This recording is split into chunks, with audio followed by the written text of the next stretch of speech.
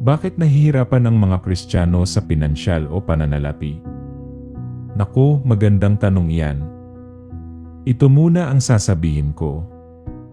Ang bawat problema natin sa pananalapi ay hindi atake mula sa kaaway. Sa katunayan, marami sa ating mga problema sa pananalapi ay gawa ng ating sarili. Ang labis na paggastos, pamumuhay ng lampas sa ating makakaya, mga pagbili ng padalos-dalos, kadalasan ang mga iyon ang mga bagay na nagpapagulo sa atin. Ngunit hindi lahat ng problema sa pananalapi ay kasalanan natin. Kung ikaw ay isang tagasunod ni Kristo, ang iyong mga paghihirap sa pananalapi ay maaaring mas malalim kaysa sa iyong iniisip.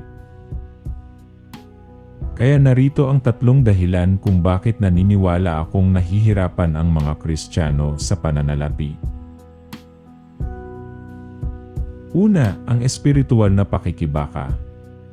Maaari kang mag-budget ng matalino, maaari kang magbigay ng bukas palad, maaari kang mag-ipon ng palagi, at kung minsan ay hindi pa rin maayos ang mga bagay-bagay. Bakit ganoon? Dahil maraming espiritual na pakikibaka ang nakapalibot sa pera. Sinasabi sa mga taga-Efeso 6.12, hindi tayo nakikipaglaban sa mga tao. Nakikipaglaban tayo sa mga puwersa at mga otoridad at laban sa mga pinuno ng kadiliman at mga kapangyarihan sa espiritual na mundo. Kaya hayaan mong sabihin ko sa iyo, gusto ng kaaway na ikaw ay maging salat at walang saysay o maging mayaman at umaasa sa sarili na makakalimutan mo ang Diyos. Kaya pagdating sa ating pananalapi, huwag lamang suriin ang iyong budget. Suriin ang iyong espiritual na kasuotan o spiritual armor, dahil doon nakasalalay ang tunay na laban. Ang pangalawang dahilan kung bakit maraming Kristiyano ang nahihirapan sa pananalapi ay dahil sa disiplina ng Panginoon. Hindi ka maaaring mamuhay ng basta-basta at umasa na pagpapalain ka ng Diyos sa pananalapi. Kung magulo ang iyong sitwasyon sa pananalapi, maaaring hindi ito ang dyablo. Maaaring ang Diyos.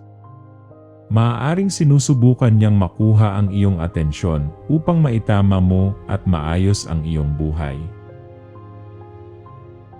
At ang huling dahilan kung bakit maraming Kristiyano ang nahihirapan sa pananalapi ay dahil bahagi ito ng plano ng Diyos. Minsan ang iyong pinansyal na paghihirap ay hindi dahil sa kasalanan o kay Satanas. Ito ay dahil inihahanda ka ng Diyos para sa isang bagay na mas dakila.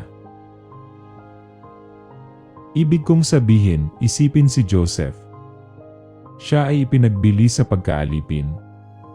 Siya ay maling ikinulong, ngunit sa huli ay inilagay siya sa isang posisyon ng tabumpay. O isipin si Job na nawala ang lahat, ngunit bumalik siyang mas malakas at mas pinagpala kaysa dati. Kailangan nating maunawaan na maaaring gamitin ng Diyos ang kabiguan sa pananalapi bilang pataba para sa tagumpay sa hinaharap. Kaya, ang mga paghihirap sa pananalapi ay hindi palaging tanda ng kabiguan. Minsan ito ay tanda na inaayos ng Diyos ang mga bagay-bagay para sa iyong ikabubuti.